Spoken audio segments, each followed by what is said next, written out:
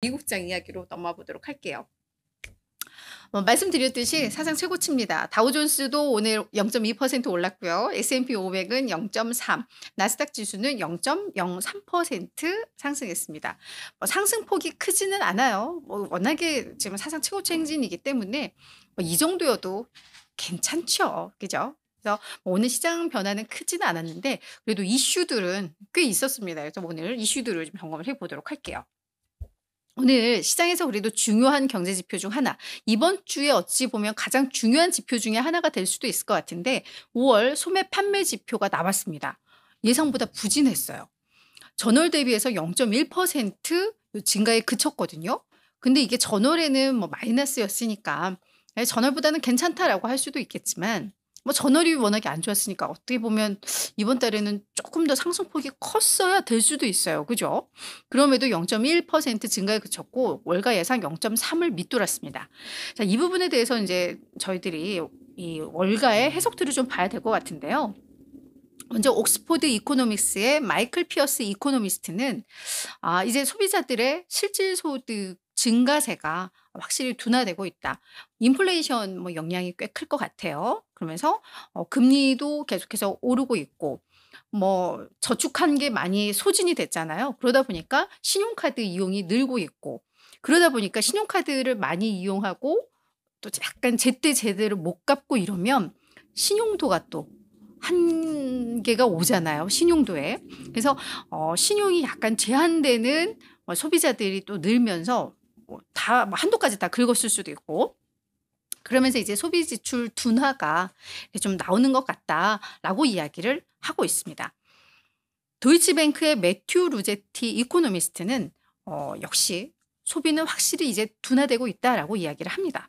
그렇지만 이게 아주 신경 쓸 정도는 아니다라는 이야기인데요.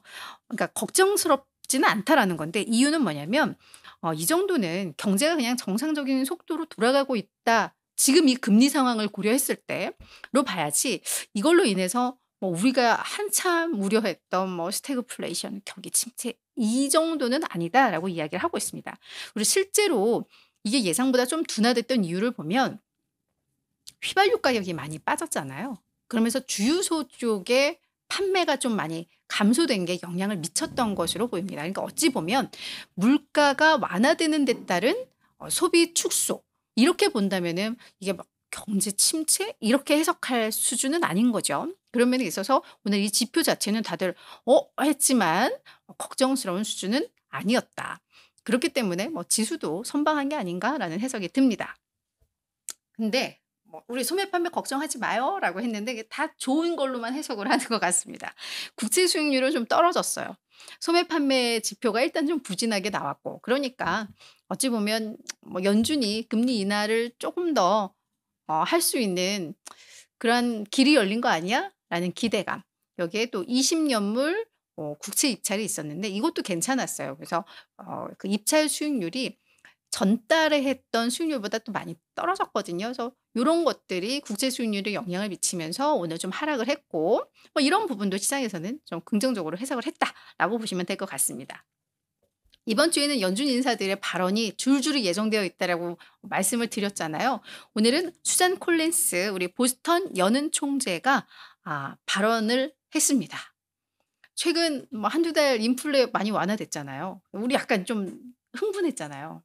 그랬더니 야, 최근 인플레 데이터에 과잉 반응하지 마라 라고 이야기를 하고 있습니다.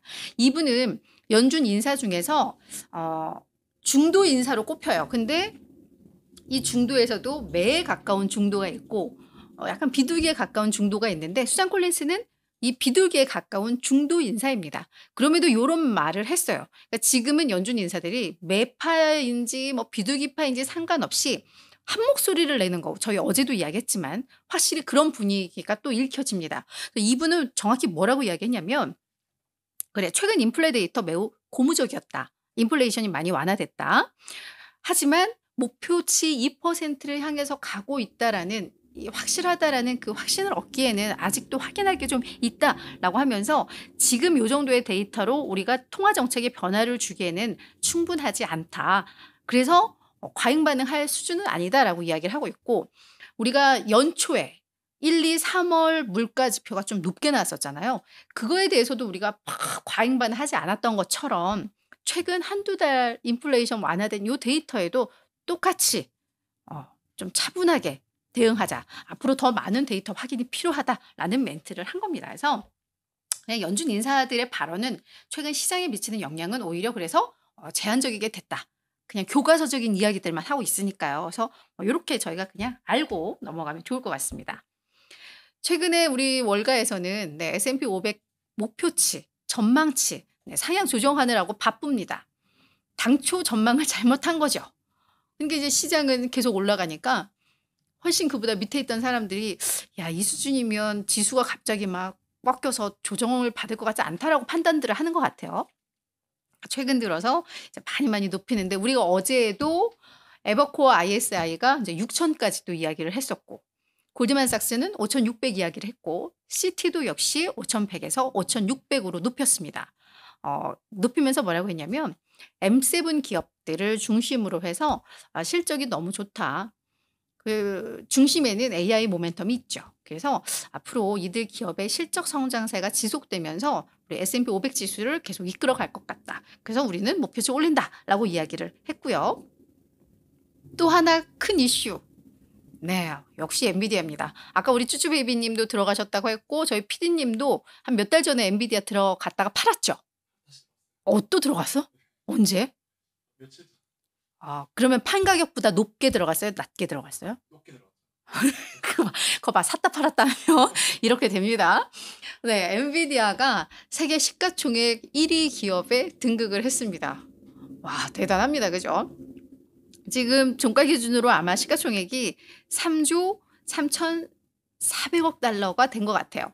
마이크로소프트는 3조 3,200억 달러. 그러니까 별 차이는 안 나는데 와, 그래도 이제 세계에서 가장 가치 있는 기업의 이름을 올린 거라는 점에 있어서 대단합니다. 간밤에 한 3.6% 정도 올랐거든요. 그리고 애플은 3조 2,900억 달러로 3위 계속 차지를 하고 있습니다. 와, 엔비디아가 1등 기업 되는 거 아니야, 아니야 했는데 이렇게 빨리 올 줄은 몰랐어요. 그죠? 그래서 이 AI 모멘텀은 지속된다라는 거, 그 얘기를 밑에서 나옵니다. 억만장자 투자자로 잘 알려 있고 헤지펀드, 이 포인트 72라는 헤지펀드를 운영하는 스티브 코헨, 요 사람이 AI 기업들을 중심으로 한 요 펀드를 출시를 한다라는 소식을 전했습니다. 그러니까 그 펀드에는 AI 기업들만 들어가는 거예요. 그러니까 뭐 엔비디아, 브로드컴 뭐 이런 애들만 들어가겠죠. 그러면서 뭐라고 했냐면 우리는 요 펀드에 10억 달러 정도의 자금이 유입될 것으로, 그러니까 투자자들이 모일 것으로 우리는 기대한다. 그걸 목표로 삼고 있다라고 하면서 이 AI 테마는 정말 지속 가능한 테마다. 이거 일시적인 거 아니다라고 이야기를 했어요. 그러니까 요런 펀드를 지금 출시를 하는 거죠. 그러니까 앞으로도 계속 성장할 수 있다라는 확신을 가진 거죠. 그래서 뭐 요런 뉴스들 오늘 간밤에 쏟아져 나왔다라고 정리를 해볼 수 있을 것 같습니다.